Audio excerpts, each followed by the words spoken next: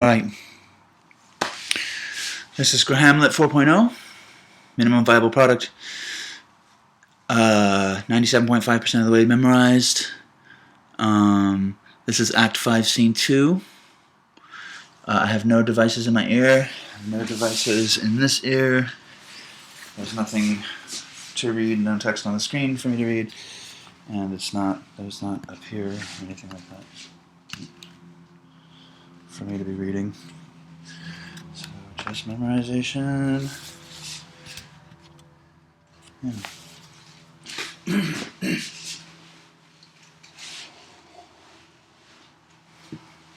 So much for this. Now let me see the other. You do remember all the circumstance? Remember it, my lord. So in my heart there was a kind of fighting that would not let me sleep. Methought I lay worse than the mutines and the bilboes. Rashly, and praise be rashness for it. Let us know our indiscretion sometimes serves us well when our deep plots do pour, and that should learn us there's a divinity that shapes our ends, rough hew them how we will. And that is most certain. Up from my cabin, my sea gowns coughed about me. In the dark groped I to find out them, had their packet, fingered my desire, had their packet, and in fine withdrew to mine own room again, making so bold, my fears forgetting manners, to unseal their grand commission, where I found Horatio, royal knavery. Such bugs, royal knavery, in exact command, lauded with many several sorts of reasons, importing Denmark's health and England's too, with such bugs and goblins on my life, that on the supervised, no leisure they did, no, not to state the grinding of the axe, my head should be struck off. Is it possible? Here's the commission, read it at more leisure. But wilt thou hear me how I did proceed? I beseech you. Being thus benetted around with villainies, ere I can make a prologue to my brains, they had begun the play. I sat me down, devised a new commission, wrote it fair. I once did hold it as our status do, a baseness to write fair, and laboured much to forget that learning. But sir, now I did me yeoman's service. Wilt thou know the effect of what I wrote? Aye, good my lord.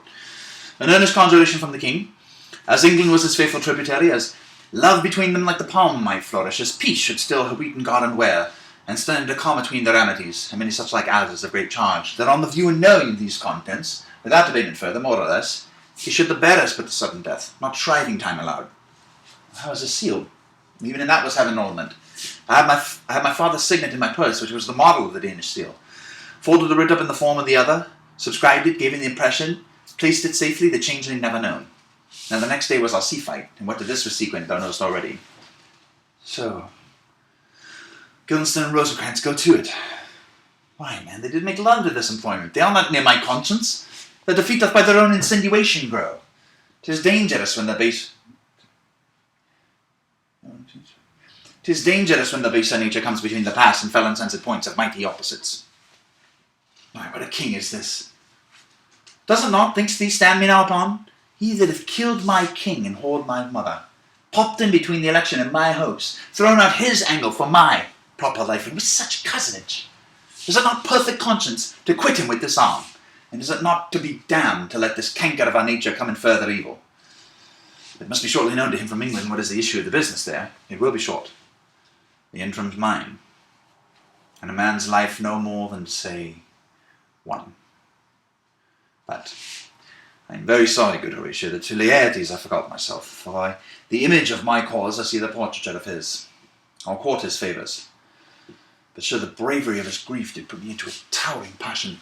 Peace, who comes here? Your lordship is right welcome back to Denmark. I humbly thank you, sir. Dost know this waterfly? No, my good lord. Thy state is the more gracious, for to suffice to know him. He hath much land and fertile, though the beast be lord of beasts, and his cribs are stand at the king's mess. 'Tis a trough, but, as I say, spacious in the possession of dirt. Seek, lord, if your lordship were at leisure, I shall impart a thing to you from his majesty. I will receive it, sir, with all diligence of spirit. Put your bonnet to his right use. 'Tis for the head. I thank your lordship, 'tis very hot. Believe me, no, 'tis very cold. The wind is northerly. It is indifferent cold, my lord, indeed. But yet methinks it is very hot and sultry for my complexion.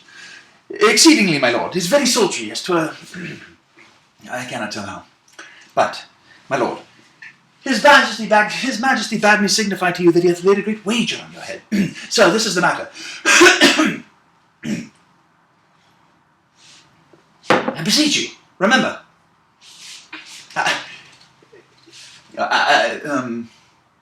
think of something. No, my good lord, for mine ease, in good faith. Sir, here's the matter. Sir, here's newly come to court. Sir, this is the matter. Here's newly come to court Laertes. Believe me, an absolute gentleman, full of most excellent differences, a very soft society and great showing. Indeed, to speak feelingly of him, he is the card or Canada of gentry, for you shall find in him the continent of what part a gentleman would see. So his definement suffers no perdition in you, though I know to divide him inventorially would dazzle the arithmetic of memory, and yet but you're neither in respect of his quick sale. But in the verity of extorment, I take him to be a soul of great article, and his infusion to be such dearth and rareness, as to make true diction of him, his semblable as his mirror, and who else would trace him, his umbrage, nothing more. Your lordship speaks most infallibly of him. The concern is, sir, why do we wrap the gentleman in our more raw breath? Sir? Is it not possible to understand another tongue? You will to it, sir, really. What imports the nomination of this gentleman? Of Laertes. His purse is empty already, all his golden words are spent. Of him, sir. I know you are not ignorant. I would you did, sir. Yet in faith, if you did, it would not much approve me. Well, sir? Sir, you are not ignorant of what excellence Laertes is. I dare not confess that, lest I should compare with him in excellence. But to know a man well worth to know himself. I mean, sir, for his weapon. What's his weapon? I mean, sir, for his weapon. But in the imputation laid on him by them, in his meed he's unfellowed. What's his weapon? A rapier and dagger. That's two of his weapons, but well. The king, sir, hath wagered with him 6 Barbary horses, against the which he hath impounded, as I take it, 6 French rapiers and poniards, with their assigns as girdle hangers or so. 3 of the carriage of faith are very dear to fancy, very responsive to the hilts, most delicate carriage, and a very liberal conceit. What call you the carriage? I knew you must be edified by the margent you had done. The carriage, sir, the hangers.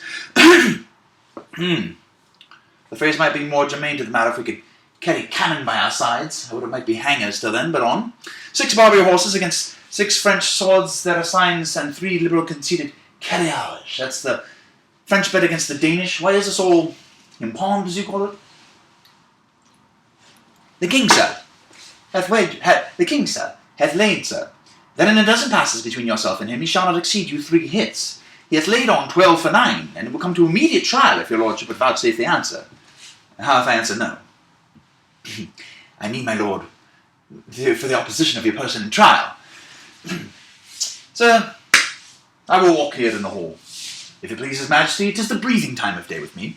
Let the fours be brought, the gentleman willing, the king hold his purpose. I will win for him and I can. If not, I shall gain nothing but my shame in the odd hits. Shall I redeliver you e'en so? And to this effect, sir, after what flourish our nature will. I commend my duty to your lordship. Yours. He does well to commend it himself, there are no tongues else for his turn. This lapwing runs away with a shell on his head. He did comply with his dug before he sucked it. That's to see, and many more of the same bevy I know the drossy age dotes on him, like at the tune at the time, and outward habit of encounter. Kind of yeasty collection that carries him through and through the most fanned and winnowed opinions, and do but blow them to their trial, the bubbles are out. My lord, his majesty commended him to you, but young Osric, who brings back to him that you attend him in the hall, he sends to know if your pleasure hold to play with Laertes, or that you will take longer time. I am constant to my purposes. They follow the king's pleasure. If his fitness speaks, mine is ready now, or whensoever, rather to be so able as now. The king and queen and all are coming down, in happy time. The queen desires you to use some gentle entertainment to Laertes before you fall to play. She well instructs me. You will lose this wager, my lord. I do not think so. Since you went into France, I've been in continual practice. I should win at the odds.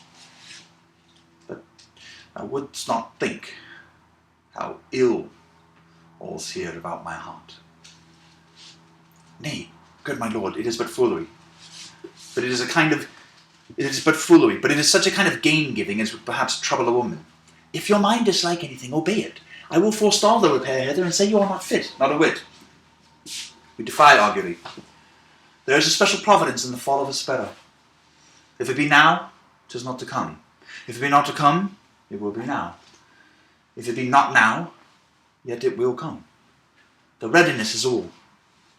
Since no man has aught of what he leaves, what is to leave betimes? Let be.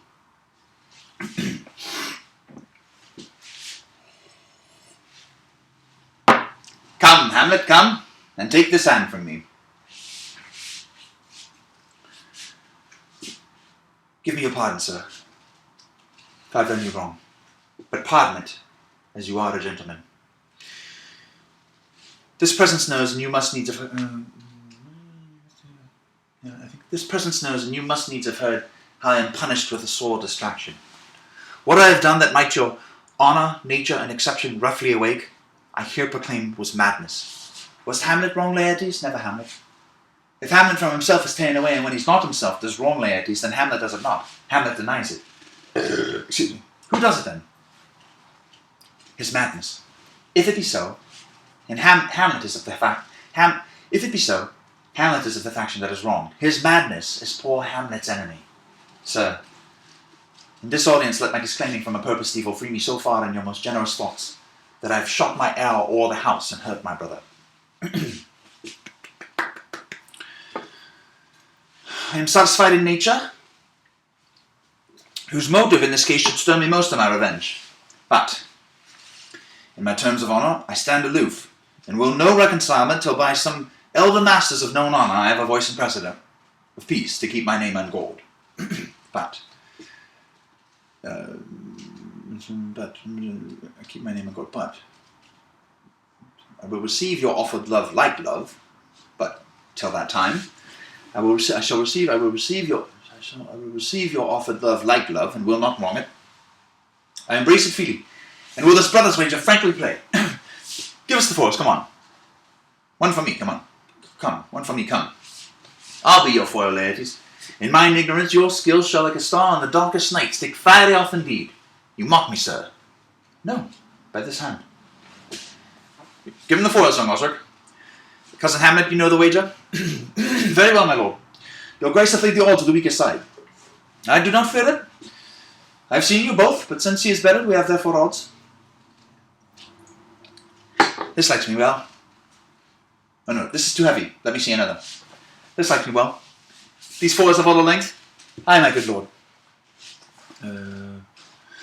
Set me this deuce of wine upon that table. If Hamlet give the first or second hit, or quit in answer to the third exchange, let all the battlements their ordnance fire. The king shall drink to Hamlet's better breath, and in the cup and union shall he throw, richer than that which 4 successive kings in Denmark's crown have worn. Give me the cup.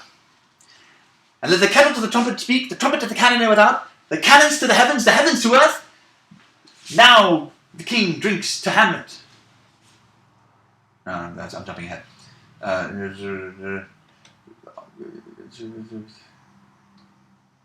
Give me the cup. And, yeah, maybe just come, begin. And you, the judges, bear a wary eye.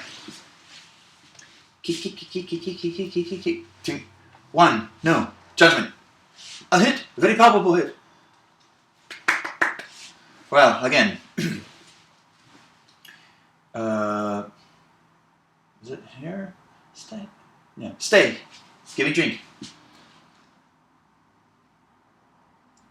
Hamlet, this pearl is thine. Here's to thy health. Give him the cup. I'll play this bout first. Set it by a while. Come, sir. Kick. Again. A touch. What say you? A touch. I do confess. Our son shall win. He's fat and scant of breath. Here, Hamlet. Let me wipe thy face.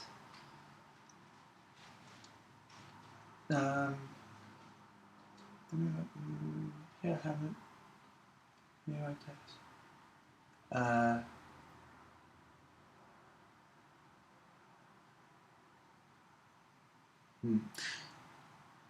Good man, no.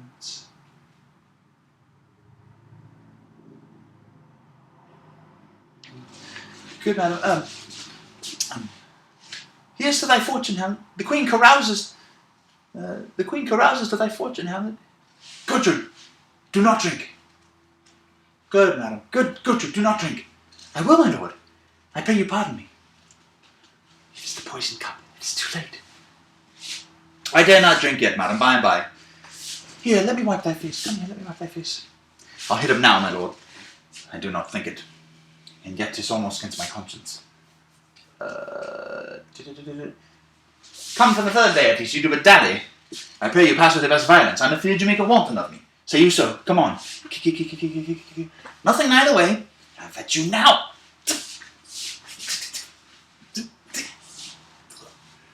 Pardon, they are incensed. They bleed on both sides. How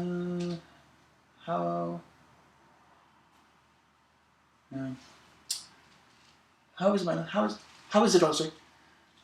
How is it, Laertes?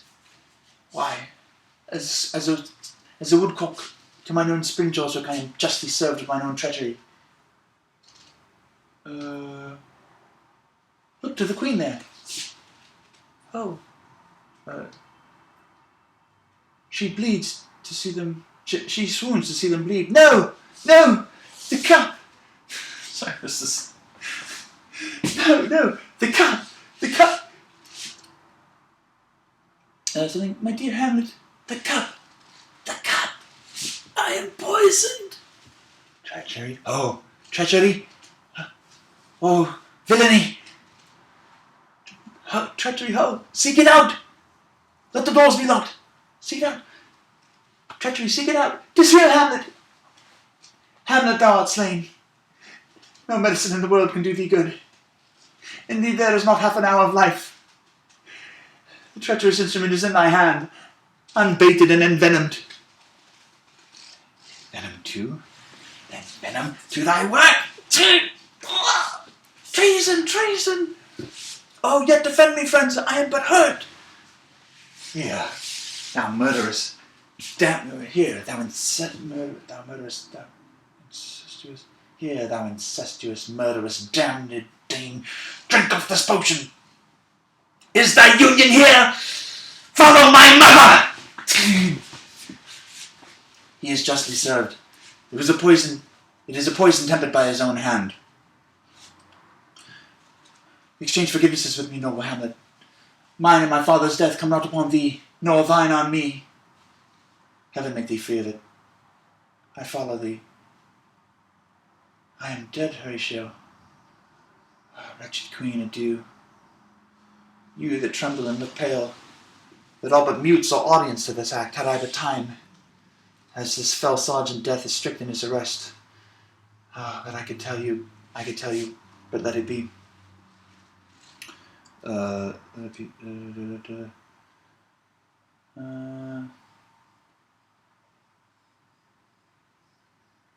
yeah, so you missed the part about, thy mother's dead, thy mother's poisoned, I can no more, the king's to blame, the point in venom tooth and venom to their work, Bink, treason, oh yet defend me friends, I'm hurt, follow my mother, he's justly served, exchanging, yeah, mine and my father come not one thing, make thee fear of it, I follow thee, blah blah blah. What warlike noises is it? Is it warlike noise? Yeah.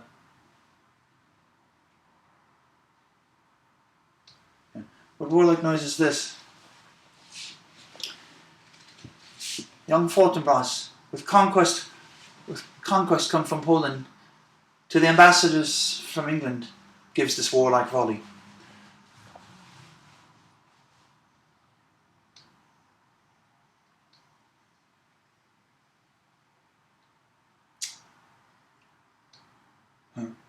Oh, I die, Horatio. Wait. I cannot live to hear the news from England, but I prophesy the election nights on Fortinbras. Wait, hold on. Oh yeah. Horatio, I am dead. Thou livest. Report me and my cause aright to the unsatisfied. Never believe it. I am more an antique Roman than Dane. Here's yet some liquor left. Is thou a man? Give me the cup. Let go! By heaven I'll have! Oh God, Horatio, what a wounded name, things standing thus unknown, shall live behind me. If thou didst ever hold me in thy heart, absent thee from felicity a while, and in this harsh world draw thy breath in pain to tell my story.